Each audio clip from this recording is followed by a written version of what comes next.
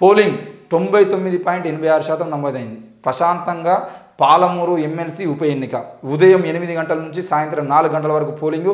Vote హక్కును వినియోగించుకున్న ముఖ్యమంత్రి Revanth Reddy గెలుపుపై Congress party BRS పార్టీల ధీమా. మరి మొత్తం ఓట్లు 1439 ఉంటే ఓటేసింది మాత్రం 1437 మంది మాత్రమే. ఒక ఇద్దరు ఓటేయలే. 2 నియోజకవర్గాలు, ఒక నియోజకవర్గం నుండి ఓలు, ఇంకో నియోజకవర్గం నుండి కోలేయలే. మొత్తం దాదాపుగా ఉమ్మడి పాలమూరు జిల్లాలో జరిగిన లోకల్ బాడీ ఎలక్షన్స్ గురువారం ప్రశాంతంగా ముగిసినాయి. ఓవరాల్గా 99.86% పోలింగ్ నమోదైంది. 1439 ఓట్లకు గాను 1437 మంది తమ ఓటు హక్కును వినియోగించుకున్నారు. మహబూబ్ నగర్, వనపర్తి, గద్వాల, కొల్లాపూర్, అచ్చంపేట, కల్వకుర్తి, షాద్నగర్లో 100% పోలింగ్ జరగగా నారాయణపేట నుండి ఒకరు, నాగర్కర్నూల్ నుండి ఒకరు, వీళ్ళిద్దరు మాత్రమే ఓటు వేయలేదు. కొడంగల్లో సీఎం రేవంత్ రెడ్డి ఓటు హక్కును వినియోగించుకున్నారు. వీళ్ళిద్దరు ఓటు వేయకపోవడం వల్ల ఈరోజు 100% కాలేదు. నిజానికి 99.86% ఓటింగ్తో ప్రజాప్రతినిధులు అందరూ కలిసి మరి ఎమ్మెల్సీ ఎన్నిక చేసుకున్నారు. మరి కాంగ్రెస్ పార్టీ మేము గెలుస్తామని చెప్పేసి ధీమాతో ఉన్నది, బీఆర్ఎస్ పార్టీ కూడా మేమే గెలుస్తామని ధీమాతో ఉన్నది. దీంతో రానున్న లోక్సభ ఎన్నికల్లో అటు నాగర్ కర్నూలు అయినా ఇటు మహబూబ్ నగర్ అయినా ఈ 2 నియోజకవర్గాల మీద ఎంతో కొంత ప్రభావం చూపించే అవకాశాలు ఉంటాయి. ఎందుకనంటే స్థానిక సంస్థల ప్రతినిధులు ఎటువైపు ఉన్నారు అనేది ఇక్కడ క్లియర్ అయిపోతుంది. మా వైపు ఉన్నారా, కాంగ్రెస్ పార్టీ వైపు ఉన్నారా, లేదంటే బీఆర్ఎస్ పార్టీకే ఉన్నారా అనే దాన్ని బట్టి రేపటి రోజు నాగర్ కర్నూలులో ఆర్ఎస్ ప్రవీణ్ కుమార్ గెలుతారా, లేదంటే మహబూబ్ నగర్లో ఎవరు గెలుతారు, బీజేపీ వాళ్ళు గెలుతారా, కాంగ్రెస్ వాళ్ళు గెలుతారా, బీఆర్ఎస్ వాళ్ళు గెలుతారా అనే విషయం ఏదైతే ఉందో దానికి సంబంధించినటువంటి ఎంతో కొంత అవగాహన అనేది ఈ స్థానిక సంస్థల ప్రతినిధులకు సంబంధించినటువంటి ఎమ్మెల్సీ ఎన్నికల రిజల్ట్స్ ద్వారా కూడా తెలిసే అవకాశాలు ఉంటాయి. ఒకవేళ ఇక్కడ కూడా కాంగ్రెస్ పార్టీ కనుక విజయం సాధిస్తే తప్పకుండా మరి మహబూబ్ నగర్ దాంతోపాటు నాగర్ కర్నూలు నియోజకవర్గాల్లో ఎంతో కొంత ప్రభావం అయితే కాంగ్రెస్ పార్టీ చూపిస్తుందని చెప్పేసి మనం అనుకోవచ్చు. మరి ప్రజాప్రతినిధులు ఎటువైపు ఉంటారనే దాన్ని బట్టి ఆ గ్రామాల్లో వాళ్ళకు ఓటు శాతం ఉంటుంది. సర్పంచ్ చెప్తానో, వార్డు మెంబర్ చెప్తానో, ఎంపీటీసీ చెప్తానో, జెడ్పీటీసీ చెప్తానో, లేదంటే ఎంపీపీ చెప్తానో, జెడ్పీ చైర్మన్ చెప్తానో వీళ్ళ మాటకు విలువ ఉంటుంది. కాబట్టి 100 ఓట్లను వాళ్ళు ప్రభావితం చేయగలుగుతారు. కాబట్టి సర్పంచ్ చెప్పిండు కాబట్టి ఏదో ఒక రోజున రేపు మళ్ళీ సర్పంచ్ అయ్యేదంటే, లేకపోతే రేపటి రోజున ఏదైనా పని పడితే వాళ్ళు చేస్తారు. కాబట్టి వాళ్ళ మాట మీదకి వెళ్ళి ఓటేసేవాళ్ళు ఉంటారు. కాబట్టి ఈరోజు స్థానిక సంస్థల ప్రతినిధులు ఎటువైపు ఉన్నారనే దాన్ని బట్టి రానున్న రోజుల్లో ఆ ఓట్ల ప్రభావం కూడా ఉంటుందని చెప్పేసి మనం అర్థం చేసుకోవాలి. మరి ఏది ఏమైనా కూడా స్థానిక సంస్థల ఎమ్మెల్సీకి సంబంధించిన విషయంలో అయితే నేను ఉప ఎన్నిక జరిగింది. నాకు తెలిసైతే 99.86% నమోదైంది అని అంటే పార్టీలు అంత మేర ప్రభావం చూపినాయి అన్నట్టు. ఇటు బీఆర్ఎస్ అయినా అటు కాంగ్రెస్ పార్టీ అయినా ప్రతి సర్పంచ్ని ప్రతి ఒక్కరిని ఏ రకంగా వాళ్ళని గుప్పిట్లో పెట్టుకోవాలనే ప్రయత్నం చేసిరు. మొన్న ఎన్నికలకు ముందు జరిగినటువంటి విషయం ప్రకారంగా అయితే ఒక్కొక్కరికి 5 లక్షల నుండి 10 లక్షల రూపాయలు ఇచ్చిరని కూడా తెలిసింది. 5 లక్షల రూపాయలు ఇచ్చిరు అనే విషయం కూడా మన దృష్టికి వచ్చింది. మరి అట్లాంటి క్రమంలో ఏం జరిగిందనేది చూద్దాం. ఇక ఉపాధి కూలీ 300 రూపాయలు కనీస వేతనం పెంచుతూ కేంద్ర ప్రభుత్వం డిసిజన్.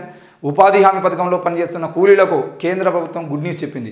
కనీస వేతనాన్ని రూపాయలు 300కు పెంచుతూ నిర్ణయం తీసుకున్నది. వచ్చే ఆర్థిక సంవత్సరం నుంచి ఇది దేశవ్యాప్తంగా అమలు కానున్నట్టు వెల్లడించింది.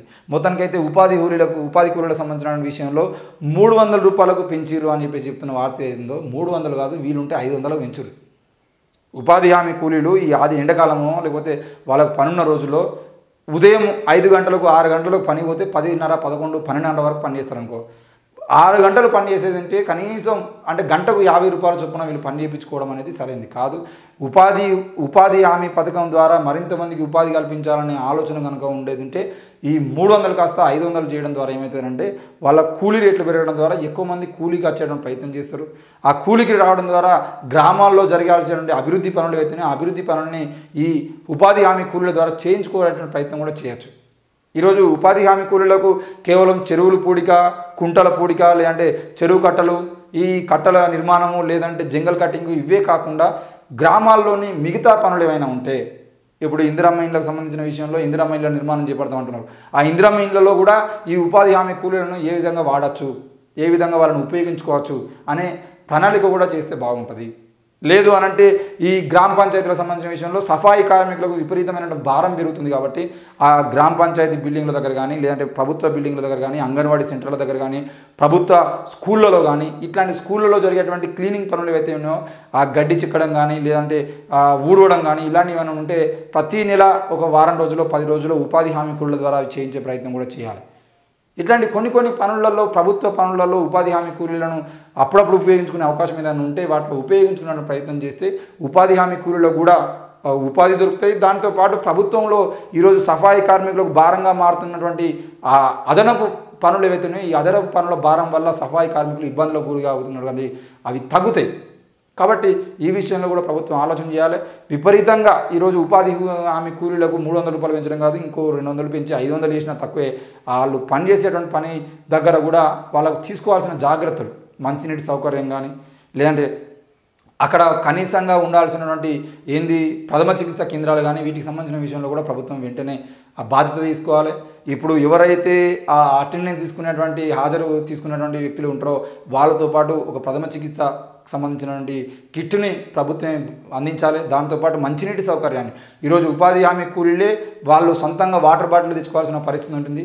మరి వాటర్ బాటిల్ తెచ్చుకునే వాటర్ అయిపోయేది ఉంటే తాగడానికి నీళ్ళు లేని పరిస్థితులు, ఎక్కడో ఊరవుతులో చెరువుల్లో కుంటల్లో తవ్వేటువంటి పరిస్థితుల్లో ఉన్నప్పుడు వాళ్ళకి నీళ్ళు కూడా అందుతలేవు. కాబట్టి ప్రభుత్వం మంచినీటి సౌకర్యానికి సంబంధించిన విషయంలో కూడా వాళ్ళకి సహాయం అందించాలని మేము కోరుతున్నాం. ఎట్టి పరిస్థితుల్లో ఉపాధి హామీ కూలీలకు కూలీ మరింత పెంచి వాళ్ళకు సంబంధించిన విషయంలో మరింత సహాయం చేయాల్సిన బాధ్యత మాత్రం ప్రభుత్వాల మీదనే ఉంది.